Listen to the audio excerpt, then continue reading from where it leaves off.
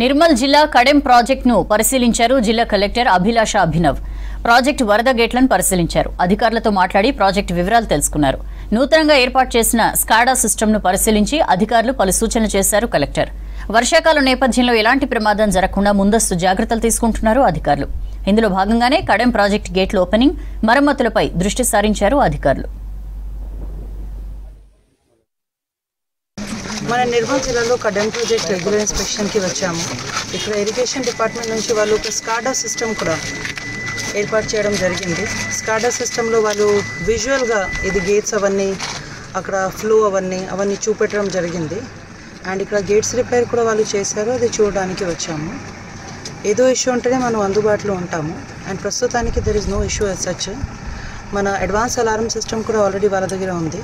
So ఏదో issue ఉంటేనే కూడా we will alert him. It will take some time, but already mechanical work has been completed. So gate work and repair work has been completed already. No, already gate work has been completed, that's what. And వాళ్ళు already ready ఉన్నారు. They have this advanced alarm system. అంటే ఇది వాటర్కి input incoming streams ఉంటుంది. ఆ స్ట్రీమ్స్కి level అవన్నీ they are monitoring on a daily basis. So ఒకవేళ ఇన్పుట్ స్ట్రీమ్ పెరిగినాయి అనుకో, మనకి అడ్వాన్స్గా అలర్ట్ సిస్టమ్ వస్తుంది.